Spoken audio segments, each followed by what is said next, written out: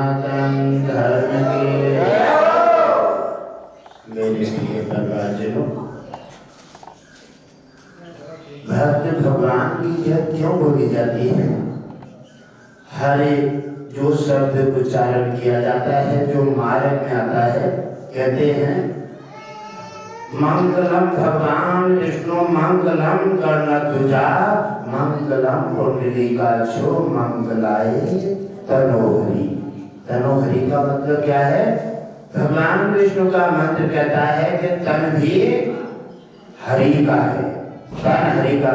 मंगलाय तनोहरि, यानी तन भी हरि का है। संसार पूरा भगवान विष्णु की संतान है।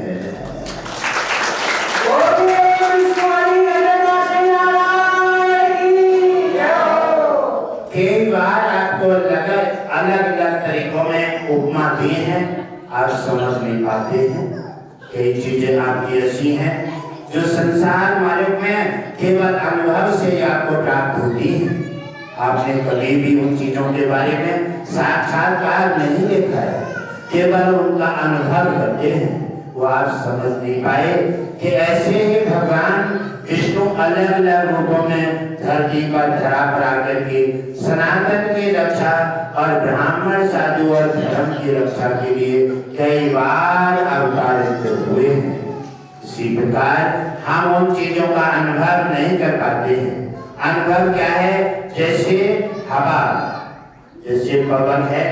आपसे पूछा जाए हवा कौन सी चल रही है, आप देखेंगे कि पत्ते इधर को उड़ रही हैं या इधर को। आप केवल अनुभव करेंगे, हवा किसी ने देखी नहीं है, हवा किसी ने देखी नहीं है। आप पंखा चल रहा है या फिर हवा चल रही है, आप देखेंगे कि अब आपको महसूस हो रहा है कि हवा चल रही है, गर्मी नहीं है।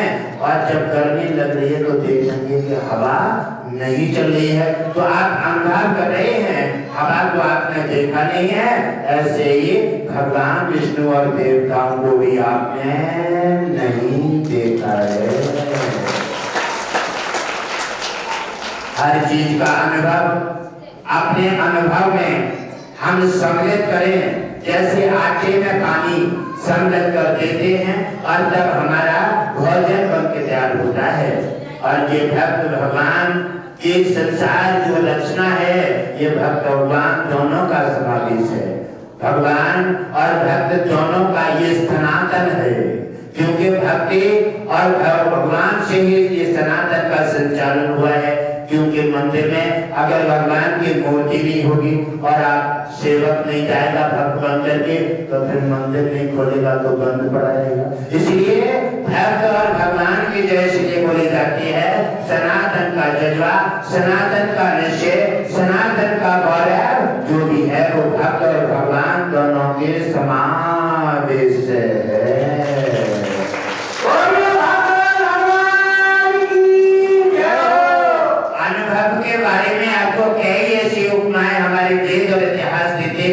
जिनको आप लोग नहीं समझ पाते, आप अनदेखा कर देते हैं। जैसे पवन बार बार आपको सुझाव दे रहा है, गर्मी लगती है, हवा चल रही है, बुढ़वाई है, हवा पत्ता से अनुभव करते हैं या बुढ़वाई बचाव है।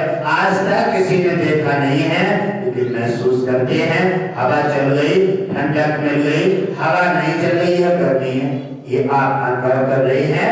और हवा पवन के लिए आप इस्तेमाल नहीं कर रहे हैं, आप महसूस नहीं कर रहे हैं, आप उसका लाभ नहीं ले रहे हैं, लेकिन आप उनकी पूजा नहीं कर रहे। बात ये है। इसी प्रकार हम भगवान का अनुभव करें। भगवान हमारे अनुभव में है, क्योंकि ऐसी कुछ रचनाएं हैं जो हर समय आपके सामने उपलब्ध नहीं की जा सकती। जैसे पवन आपको नहीं दी सकते और भगवान की हर किसी को नहीं दी सकते। पवन और भगवान अदृश्य चीजें जो हैं, ये केवल भक्त को ही दिखाई देती हैं। ये भाव और श्रद्धा में परिपूर्ण हो जाती हैं, तब प्रकट होते हैं और आकर के दर्शन लेकर के निहाल कर देते।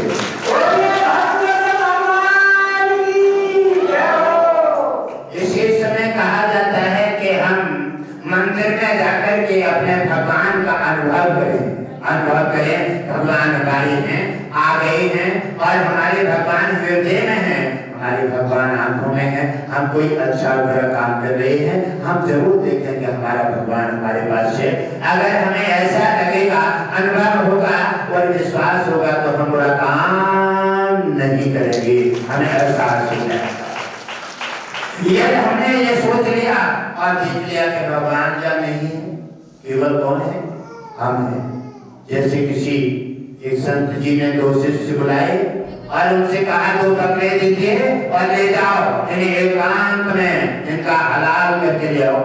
शिष्य दोनों कांत करके ले जाते हैं और जाकर के जब रास्ते में आगे जाके पहुंच जाते हैं और एक ने देखा कि यहाँ कोई दिखाई नहीं दे रहा है और रास्ता में झुमड़ की आड़ लेकर के और एक बकरा का हलाल कर दिया। एक भक्त समझदार था, क्योंकि वो हर जगह भगवान का अनुभव करता था। उसने देखा कि भगवान इस वृक्षों में है, जीव जंतुओं में है, घास में है, समस्त वनस्पति जो उन्होंने बनाई है और जो उनके स्वामी हैं, तो फिर हर जगह उनका निवास अवश्य होगा। क्योंकि हैडल कहीं बना है और लाइट आ रही है, लाइट जब मिलेगी, जब हैडल सुरक्षित होगा, जब हैडल ही फूक जाएगा तो लाइट कहां से आएगी। इसलिए उन्होंने अनुभव किया कि भगवान मेरा हर जगह है। इसलिए ऐसी कोई जगह नहीं दिख रही है जिसको गुरुदेव की आज्ञा का पालन करूं। और घूमते घूमते जगह जहाँ देखते हैं जिस सुरक्षित है, कह रहे हैं कि यहाँ कोई हवा पवन देवता देख रहे, वृक्ष दिख रहा है, घास दिख रही है और पृथ्वी माँ देख रही है। इसलिए विवश हो गए और विवश होकर के लौटार की काम पकड़े ले चले आ रहे हैं। एक भक्त सिर लेके आ रहा है और दोनों को देखा कृष्ण राधे गुरुदेव ने और जैसी दृष्टि पर्दे है ऐसे कहा। और सबसे दौड़ के कौन सा पहुंचा पहले? अपराधी। अपराधी सबसे पहले जब गुरुदेव का मुझे ढेरों आशीर्वाद मिले, लेकिन वो समझ गया कि गुरुदेव जिससे प्रसन्न होते हैं, ऐसे ही हम और आप भगवान को भूल गए हैं। हमारा भगवान क्या चाहता है और किससे प्रसन्न होता है? ये भगवान छल कपट की दौलत और भंडारी और तीर्थों से प्रसन्न नहीं होता। भगवान भाव से, भगवान श्रद्धा से, और भगवान कहता है संसार पूरा विश्व मेरा परिवार है और इनकी जो सहायता करने से, भूखे को खाना खिलाने से और गरीब और दुखिया की मदद करने से मेरी समस्त पूर्ति हो जाती है और उसी का कल्याण होगा।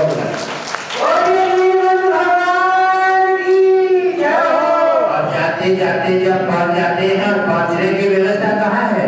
हमने आपने सोचा नहीं। अगर आपको किसी को, हमको किसी को पता है कि हम कितने समय कहाँ यात्रा करेंगे? नहीं, केवल क्या है, केवल आज में जी रहे। हमारा कौन है, कितने समय हमारा संग रहेगा, कितने समय ट्रेन यात्रा कर रहे हैं तो आपको टाइम फिर भी है कि हम इतना टाइम में अपनी यात्रा सफल कर लेंगे। आपको जीवन की नैया का कोई समय नहीं है, कोई समय निर्धारित नहीं किया है, ये उसी के हाथ में है। तो उन्होंने कहा है कि भगवान हर जगह है, लौटा करके वो भी आए और उन्होंने कहा गुरुदेव हम आपकी आज्ञा का पालन कर रहे। कहने लगा ज्ञान वहीं खड़ा रहना, वहीं रखते खड़ा हो जाए।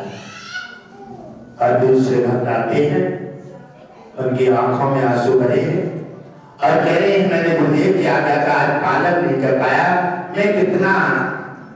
मैं कितना गिरा हुआ इंसान हूँ जो गुरुदेव ने ऐसे तैसे आज्ञा दी और उनकी आज्ञा का पालन नहीं किया। और जाकर के रोते हुए आंखों में आंसू भरकर गुरुदेव के चरणों में गिर गए और गिर जाते हैं और गुरुदेव ने उठ करके उसे आंसू पहुंचे और हृदय से लगा दिया। कहने लगे क्यों, आपको कोई ऐसी जगह नहीं मिली जिनको ये काट करके ले आते? कहने लगे गुरुदेव आप बताते हैं कि समस्त पूरा विश्व मेरा भगवान विष्णु का वंशित है। ऐसी कोई चीज नहीं मिली, ऐसे कोई स्थान नहीं मिला, ऐसा कोई रास्ता नहीं मिला जो मैं आपकी आज्ञा का पालन कर सकता। हे गुरुदेव हो सके आपने अच्छा बुरा जो भी मुझे आदेश दिया मुझे पालन करना चाहिए। हो सके गुरुदेव तो मुझे क्षमा कर देना, लेकिन अंदर भी मेरी आत्मा में आपका निवास है। आपने अंदर से मना कर दिया कि अपराध ये ठीक नहीं है और भगवान विष्णु संसार पूरी वनस्पति में मौजूद है, इसलिए तुझे देखने के लिए वो देव ने उठा करके हृदय से लगाया। कहने लगे वाह भक्त, आज तुमने मेरा दिल जीत लिया है और तुम नाम दान के अधिकारी हो। मैंने दोनों बातें तुम्हें बताई, कोई नहीं देखता हो वहां बात करना, कोई नहीं देखता हो। और इसने अज्ञानता में अपराध कर दिया है, इसने मेरी आज्ञा का पालन नहीं किया। और ये भक्त, तुमने मेरी आज्ञा का पालन किया है, तुम मेरी भाषा, तुम मेरी रास्ता, तुम मेरे मार्ग को समझ गए, इसलिए तुम्हारा कल्याण हो।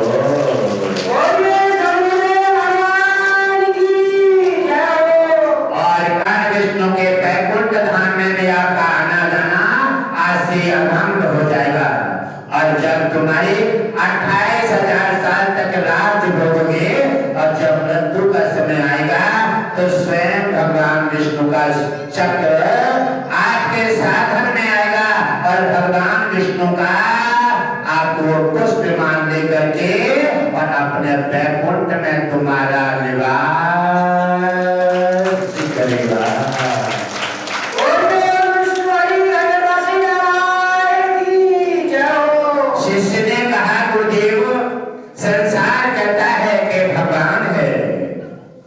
भगवान के रास्ता को तुमने कैसे दे दिया? कहने लगे शिष्य, ये तो गोपनीय रहस्य, एक वचन में बड़े गहरा राज है, इसको समझना दुनिया वाले नहीं समझते और थोड़े से स्वार्थ में आकर के केला छोड़ देते हैं और छिलका लेकर भाग जाते हैं। उन्होंने कहा सुनो, उसी समय राम अवतार में एक बार राम जी अपने कक्ष में बैठे हैं और लक्ष्मण जी सहित, और उधर उन्होंने देखा कि मृत्यु आ जाती है, मृत्यु स्वर्ग भी आती है। कि मृत्यु जब कोई मानव जीवन धारण करता है तो मृत्यु उसकी निश्चित हो जाती है। तो काल देवता आगे कहने लगे, नाथ आपका कार्य पूरा हो गया है, अब आप प्रस्थान कर सकते हैं। कहने लगे नहीं, अब थोड़ी देर की मीटिंग हो जाना चाहिए, अभी कार्य पूरा नहीं हुआ है, अभी पूरी तरह से पृथ्वी भार से मुक्त नहीं हो पाई है, इसलिए साधु संत ब्राह्मणों का भार अभी नहीं हट पाया है, इसलिए थोड़ी देर की मीटिंग। तो उसी काल देवता ने कहा, नाथ मेरी आपकी मीटिंग तो होगी, लेकिन मीटिंग की बात हम और आप तुम्हारे तक सीमित रहेगी और तीसरा व्यक्ति कोई नहीं सुनेगा, इसलिए आप अपने द्वार पर कोई सही पहरेदार लगा दीजिए। हमारी तुम्हारी मीटिंग के समय पर कोई भी प्रवेश ना करे, कहीं इधर-उधर हो जाएंगे, इसलिए चलो लक्ष्मण को लगा देता हूँ। और लक्ष्मण को बुलाया, क्योंकि लक्ष्मण बड़ा शक्तिशाली है और हर तरह से पूर्ण है और आज्ञाकारी है। मेरी बिना आज्ञा के हे लक्ष्मण आप गेट पर लग जाइए और कोई भी मीटिंग के समय पर आए, कोई भी प्रवेश ना करे। और आप जानते हैं तुम्हारी मीटिंग क्यों लग रही है यहाँ? क्योंकि अगर तुम्हारी ड्यूटी में कोई भी प्रवेश कर गया तो इसका दंड जानते हो लक्ष्मण? ये दंड है मृत्यु दंड। अगर तुम्हारी ड्यूटी के समय पर कोई भी प्रवेश कर गया तो तुम्हें मृत्यु दंड मिलेगा।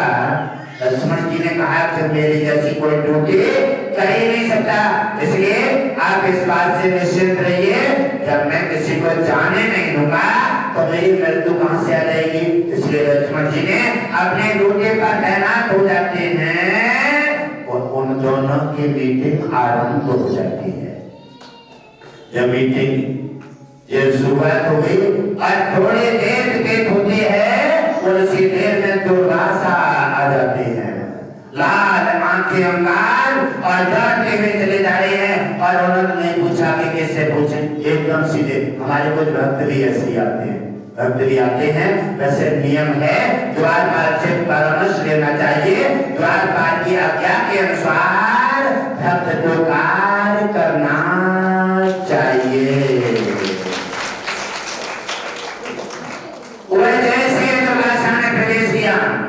और लक्ष्मण जी आगे, मुनिराज थोड़ी सी दया कर दीजिए, 5 मिनट रुक जाइए। अरे हम जैसे ब्राह्मण को, हम जैसे ब्राह्मण और साधु के लिए तुम्हारा रोकने का साहस कहां से आ गया? अब दुर्वासा तो विरोधी है तो लाल अंगारा हो गई। कहने तुमने साहस कहां से आ गया भक्त भगवान के बीच में आने का? हाँ, और जैसे उन्होंने प्रार्थना कर रहे हैं, अब लक्ष्मण जी के पास व्यवस्था क्या है कि बल नहीं कर सकते, साधु के सामने प्रहार नहीं कर सकते। एक तो ब्राह्मण है और वो क्षत्रिय है, और क्षत्रिय ब्राह्मण प्रहार करता है तो धिक्कार हो जाती है। इसी प्रकार सोच रहे हैं क्या करूं, मेरी व्यवस्था भंग जा रही है। लक्ष्मण जी सोचने लगे कि अगर, और उन्होंने कहा तो हे लक्ष्मण, अगर तुमने मुझे अंदर नहीं जाने दिया तब पूरी अयोध्या को इसी वक्त अश्राप देकर के भस्म कर दूंगा। कहने लगे ये तो बड़ी गड़बड़ है, और ये मेरी मृत्यु के पीछे और अयोध्या भस्म हो जाए तो क्या बचेगा, इसलिए तो मृत्यु दंड मुझे मिल जाएगा, ये अच्छा है। तो उन्होंने एकदम देखा, और जैसे दुर्वासा ने धक्का मार देते हैं, कुछ भक्त भी ऐसे हैं जो सेवादारों को भी धक्का मुक्की करने लगते हैं कि अनीति है, ये ऐसा नहीं होना चाहिए, नियम का पालन करो। क्योंकि द्वार पर बैठा है द्वारपाल, वो स्वामी का सेवक है और उस पर उनकी पूरी कृपा है। आप सेवक का निरादर करते हैं तो समझ लो स्वामी का निरादर हो रहा है।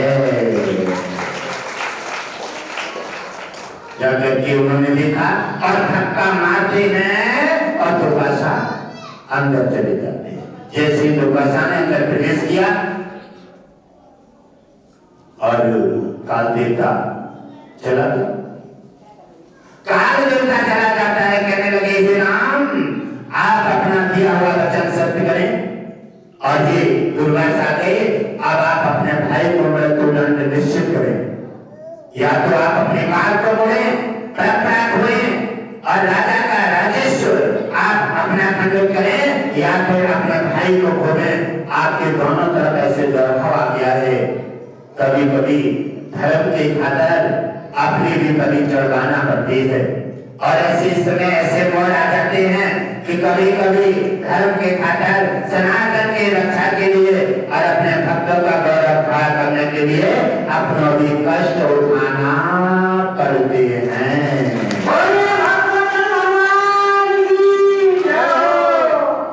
राम ने कहा, जब लक्ष्मण की ओर देखते हैं कि मेरा लक्ष्मण तो प्राणों से प्यारा है, अब क्या करूं, धर्म देखूं या भाई, दोनों धर्म संकट में फंसे। किसने फांसे, किसने डाला धर्म संकट? भक्त ने, क्योंकि उन्होंने नियम का उल्लंघन किया, उधर स्वामी का उल्लंघन किया, उधर सेवक का, और अपने स्वामी को संकट में डाल दे, वो सेवक का है, वो स्वामी को संकट में डाल दे, स्वामी की अवज्ञा कर दे, उसके कम से कम 6 महीने की भक्ति सुते ही विराम हो जाती है, सुते विराम हो जाती है। इसलिए उन्होंने कहा, अब स्वामी संकट में पड़ गए हैं, दुर्वासा द्वार पे खड़े हैं, दुर्वासा के अब मुंह में पानी नहीं है, घाटी सूख रही है, मैंने क्या कर डाला, ये अपने स्वामी को संकट में डाल दिया, या तो लक्ष्मण की मृत्यु होगी या स्वामी की। राम कहने लगे, हे लक्ष्मण, मैं तुम्हें खो करके मैं जीवित नहीं रह सकता, अब मैं क्या करूं, धर्म संकट में फंस गया हूं। किसने डाला है? शिष्य के हट में, और धर्म संकट में मैं पड़ गया हूं। और कहने लगे, हे लक्ष्मण, अब तुम नहीं, इसके बदले में मैं अपने प्राण दे देता हूं। लक्ष्मण कहते हैं मैं मरूंगा, और राम कहते हैं मैं मरूंगा, दोनों में हट हो रही है। और तब तक थोड़ी देर में भोलेनाथ आ जाते हैं, कहने लगे नहीं, तुम्हारे बिना काम नहीं चलेगा, और चलो मैं मर जाता हूँ। ऐसी आपदा पड़ी है, और दुर्वासा देख रही है, दुर्वासा के हाथ में कुछ नहीं बचा है, और दुर्वासा जाते हैं, कहने लगे आप कोई मत करो, ये गलती तो मेरी है और मैं मर जाता हूँ, आप सब आजाद रहिए, क्योंकि मैं इतनी बड़ी भूल नहीं करता। अपने द्वारपाल का आज्ञा का उल्लंघन नहीं करता तो मेरे स्वामी को कोई कष्ट नहीं होता। इसलिए सब गलती मेरी है, इसलिए मुझे मर जाना चाहिए और आप सब आजाद रहिए। मुझे मृत्युदंड का आदेश दे दीजिए। राम ने कहा नहीं, अगर हमारे दोनों के होते हुए एक महापुरुष की मृत्यु हो जाए ये हमारी नीति के विरुद्ध है। ऐसा नहीं, हम अपने जीवन बचाने के लिए हम धर्म का त्याग नहीं कर सकते, हम किसी साधु संत ब्राह्मण का निंदा और अपमान नहीं कर सकते, क्योंकि हम मर्यादा पुरुषोत्तम श्री राम है। हमारी मर्यादा खंडित हो जाएगी। आज संसार में प्राणी कितनी बार मर्यादा तोड़ता है, इसलिए तो दंड झेलता है, इसलिए कष्ट झेलता है। संतानें माता पिता कितनी मुसीबत से जन्म देती है, माता रोते हैं तड़पती है और खुशी होने का समय आता है कैसे जरा सी चोट लग जाए तो एकदम घबरा जाती है। और माँ जब डॉक्टर बोलता है बच्चा चाहिए या बच्चा, बच्चा की ममता में जाकर के सीधे सीधे लेट जाती है पेट भरवाने के लिए। क्यों? कि मेरा कुछ भी हो जाए और बच्चा मेरा बच्चा है। और ऐसे बच्चे ऐसे अधूरे निकलते हैं, उन माँ बाप को धक्का मार के बाहर निकाल देते हैं। अपराध तुमने खड़ा किया है, अपराध के बीच तुमने बोए हैं, चिंता मत करो। अरे तुम भी किसी दिन माँ बाप बनोगे, उसका भुगतान तुम्हें भी करना पड़ेगा।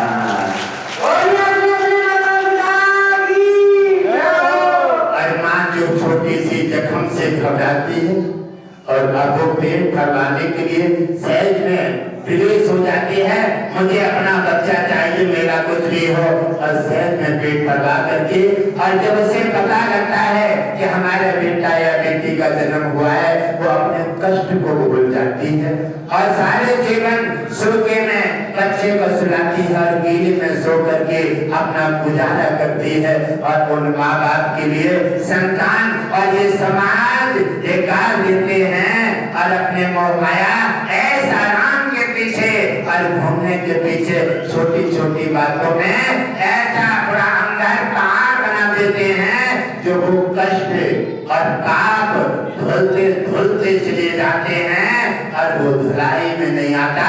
ये पाप एक जन्म का कई जन्म तक भुगतान करना पड़ता है।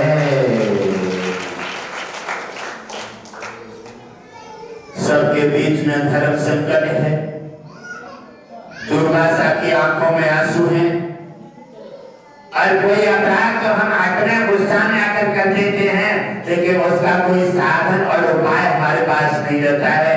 आप दुर्वासा भी रो रहे हैं और उधर राम की आंखों में आंसू है, लक्ष्मण की आंखों में आंसू है, अपने मृत्यु के लिए नहीं लेकिन भाई को नहीं बनाना चाहते हैं। उधर कह रहे हैं कि हम दोनों बच जाते हैं तो हमारे मुनि रात चले जाएंगे, हमारे जीवन को तो धिक्कार है। इसी प्रकार इस व्यवस्था में सोच रहे हैं कि कोई साधन नहीं बन पा रहा है और फिर काल देवता फिर आ जाते हैं कि क्या हुआ, आपने राम अपनी मर्यादा का पालन नहीं किया। कहने लगे यही तो हड़चल मचा हुआ है। कहने लगे अगर कोई और का साधन होता तो आप तत्काल, कहने लगे नहीं, ये और के साधन की बात नहीं है, ये धर्म अधर्म नीति और मर्यादा की बात है, इसलिए इसमें कोई निष्कर्ष नहीं हो पा रहा है। इसलिए दुर्वासा आंखों में आंसू भर करके कहने लगे ये नाथ, वैसे दंड तो उसी को होना चाहिए जिसने गलती की है, जिसने शुरुआत में माचिस से आग जलाकर डाली है, आग लगाई है, तो दंड तो उसी को निर्धारित होना चाहिए। और गलती मेरी है कि मैंने स्वामी की अवहेलना करके और सेवक के अवहेलना करके स्वामी को कष्ट दिया है। तो हे नाथ मुझे आदेश दीजिए। चले ठीक है, आप अपनी मर्यादा का पालन करना चाहते हैं, आप अपना धर्म की स्थापना रखना चाहते हैं, आप कीजिए। बात यह है कि मैं आपको थोड़ा सा साधन दे देता हूँ। चलो ठीक है, मेरे मृत्यु दंड नहीं देना चाहते और उनको भी नहीं देना चाहते तो एक सरल उपाय गान कहने लगे क्या है? तो उन्होंने कहा मेरे पास तपस्या, मेरे पास सेवा और मेरे आज्ञा यानी उनकी आज्ञा का उल्लंघन करने वाला तीनों लोग 14 भवनों में घूमे और उसे कोई सहायता नहीं मिल सकती, कोई सहायता नहीं मिलेगी, चाहे कहीं चला जाए, कहीं चला जाए और कितना भी परिश्रम करे, चाहे वो भगवान विष्णु के समान क्यों चला जाए, भगवान विष्णु भी उसकी कोई सहायता नहीं कर सकते, क्योंकि भगवान विष्णु भी गुरु के आदेश का उल्लंघन नहीं कर सकते, क्योंकि तुमने गुरु का और माता का आदर नहीं किया है, आप मेरी बात भी कैसे मान सकते हैं? भगवान विष्णु हाथ खड़े कर देते हैं और व्यवस्था वहां के वहीं छोड़ करके आपका संकट खड़ा का खड़ा रह जाता है। इसलिए व्यक्ति मृतलोक में आकर के नाना प्रकार के संकट, नाना प्रकार की गरीबी, नाना प्रकार के संकट इसलिए झेलता है जब वो रोज नित्य नया एक अपराध रोज करता है, नित्य नया एक अपराध रोज करता है, अपराध को खत्म नहीं करना चाहता है। एक जख्म बन गया और वो दूसरी चोट फिर मारेगा, जख्म बनता चला जाएगा। अपराध हटाने की कोशिश करो, अपराध हटेगा सत्संग से, अपराध हटेगा दान से, अपराध हटेगा माँ के आज्ञा का पालन करने से। माता पिता अपने देश धर्म के समर्पित रहो, जब तुम्हारा धर्म नहीं होगा फिर तुम कहाँ रहोगी? इसलिए सनातन तुम्हारा धर्म है, इसके समर्पित रहो और सनातन की जय बोलते रहो। सनातन के समर्पित रहोगे तो तुम्हारा भगवान विष्णु का दोनों का समागम मिला रहेगा, आना जाना बना रहेगा। भगवान विष्णु की कृपा दृष्टि से तुम्हारा कल्याण होता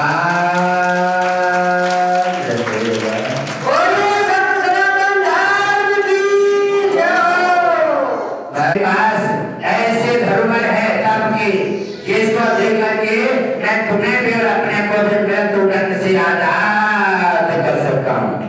तो मैंने जितना दान किए हुए, जितना सेवा किया हो और जितना तप किया हो, मैं सब दे करके और आप सबको मृत्युदंड से आजाद करता हूँ। क्योंकि दान सेवा भक्ति ये तो मैं और जाकर के प्राप्त कर लूंगा।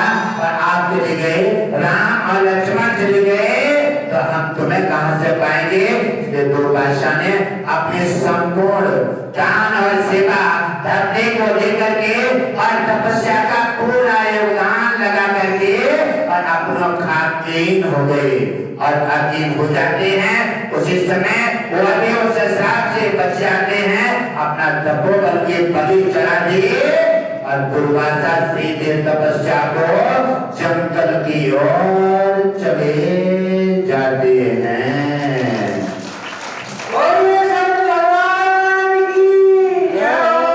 राम ने कहा लक्ष्मण से, कहे लक्ष्मण हमारे तुम्हारे बलि चढ़ने से जाते इनके बलि दुर्वासा ने दिए, क्योंकि दान और सेवा भक्ति ये कोई सहज नहीं है। और उन्होंने हजारों बलि चढ़ाने की जगह पर और अपने दान सेवा तपस्या की जो बलि चढ़ाई है, अब दुर्वासा को 1000 साल तपस्या करना पड़ेगी और तब उनकी पूर्ति हो पाएगी। आपने एक बात और देखा है, जब कोई किसी को गंभीर समस्या बन जाती है, बीमारी की, हवा बाधा की, और कोई गंभीर संकट आ जाता है, बार बार हम प्रयास करते हैं हर जगह जाने के बाद और कोई राहत नहीं मिलती। इसका कारण क्या है? राहत इसलिए नहीं मिलती कि हमारा पुण्य खाता विराम हो गया है। हमारा हर व्यक्ति का खाता होता है पुण्य का, और पुण्य खाता जब विराम हो जाता है, ये गुरुदेव बताते हैं कि कुछ दान करते रहो, दान करने की आदत डालते रहो। गाय का दान करो, ब्राह्मण का दान करो और दान करते रहो। दान करते रहोगे, आपके खाते में पुण्य राशि एडवांस रहेगी, तो आपकी समस्याएं खत्म होती रहेगी, समस्याओं से बचते रहोगे। अगर पुण्य तुम्हारा 0 पर आ जाएगा, तब कोई भी समस्या तुमसे नहीं हटेगी, वो समस्या तुम पर सवार हो जाएगी। इसीलिए वो व्यक्ति क्या सोचते हैं, लगता है कोई हवा ज्यादा है या किसी ने करवा दिया है, उल्टा दिमाग जाता है। यानी दान पुण्य सेवा में नहीं कहा कहाँ जा रहा है, किसी ने हम पर कुछ करवा दिया, हवा का चक्कर है। और फिर जाकर नौते के पास पहुंच गए, उन्होंने उल्टा सीधा पड़ा करके और जो भी लेकिन परंतु कमेटी को भी पूरी कर दी। उन्होंने एक नहीं और 70 बताते, 70 बहुत बहुत बड़े देवता है तुम पर, और तुम ऐसा करो वैसा करो, यानी बबूल से उधर बेरिया करके ऐसे साधनों में आकर के उलझ जाते हैं। साधन से कब हट सकते हैं, जब आप गुरु के बताए हुए रास्ते पर आप अपना नियमित काम करें और दान पुण्य सेवा अवश्य करें। दान पुण्य सेवा किसी और के लिए नहीं, आपके पूंजी खाते में एडवांस होती है। आपको एक्सीडेंट से, हवा ज्यादा से, घर के कलर से, बीमारी से और आपको गंभीर से गंभीर समस्या से आपको आने वाले से बचा करके और आपको आजाद रखेगी।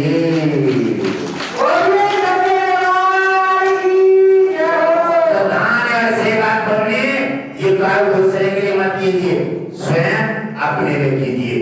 अपने लिए कीजिए, अपने खाते में एडवांस रखिए।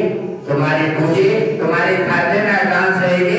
आप हर बीमारी से, समस्या से, कलह से और बड़े से बड़े दुश्मन कोर्ट कचहरी के अत्याचार से आजाद रहेंगे। जैसे हवा आपकी मदद करती है, ऐसे दान पुण्य सेवा आपके सुरक्षा कवच बन करके हर जगह मदद करेगा और इसी से तुम्हारा कल्याण होगा।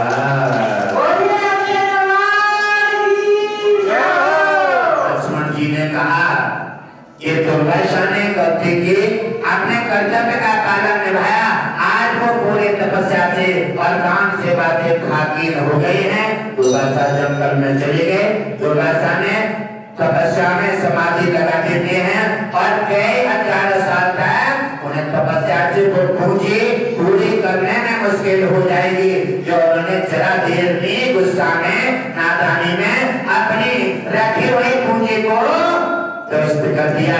इसलिए किसी को हमेशा आज्ञा का, आदेश का पालन करो प्यारे। आप भगवान विष्णु तुम्हारी हर जगह हैं, पूरा विश्व उनका संसार परिवार है। आदेश में ही सब कुछ मिलता है। दान पुण्य सेवा का सुरक्षा कवच जरूर धारण करो और सत्संग में अवश्य जाते आते रहो। सत्संग आते जाते रहोगे, सत्संग का सुरक्षा कवच संपूर्ण संसार में आपकी सुरक्षा कवच बनकर के रक्षा करता है। चाहे गरीबी हो, चाहे बीमारी हो, चाहे दुश्मन हो और चाहे कोई भी किसी प्रकार का संकट हो, अगर सत्संग की धरोहर अगर आपके पास है तो आपका कोई दुनिया में कोई भी बाल बांका नहीं कर सकता। इसलिए कहा है गुरु गोविंद दो खरे काके लागू कान। संकट में है, दुविधा में है, गुरु गोविंद दोनों खड़े हैं। भक्त सोचते हैं कि भगवान की पूजा करो, गुरु जी तो कल मिल जाएंगे, और इनकी पूजा आत्मा करे नहीं। भगवान को मिलाने का और बताने का काम किसने किया? गुरु ने। इसलिए पहले प्रणाम गुरु का करना चाहिए। इसलिए पहले भगवान गुरु है बताने वाला। ऐसे ही माँ सबसे बड़ी गुरु है।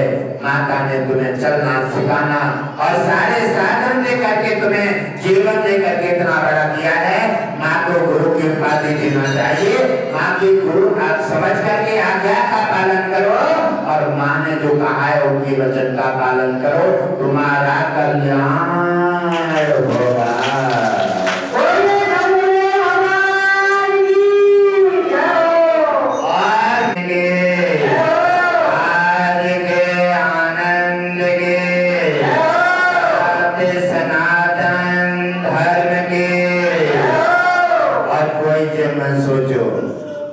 हम जो छिपके कर रहे हैं या हम कहीं जा रहे हैं बार बार गुरुदेव तुम्हें इशारा दे रहे हैं कि भगवान विष्णु धरा पर आ गए हैं सभी देवताओं के साथ। वो आपकी समस्या हटा करके तुम्हारा कल्याण करना चाहते हैं। आपको अलग अलग रूपों में तुम्हें माध्यम दे करके और तुम्हारी मदद करना चाहते हैं। आप समझ पाते हैं या नहीं? समझने का प्रयास करो और अनुभव करो। जैसे हवा का अनुभव करते हैं ऐसे ही भगवान का अनुभव करो। भगवान देवताओं के साथ, लक्ष्मी के साथ तुम्हारी सहायता करने के लिए, सनातन की रक्षा के लिए और आप सबकी मदद करने के लिए और दुष्टों का विनाश करने के लिए धरती पर आ गए हैं। इनकी प्रार्थना करो, इनका पूजन करो, इनको मानो, अनुभव करो और अनुभव करके भाव के साथ इनकी पूजा याचना करो। इनकी कृपा से ही तुम्हारा कल्याण।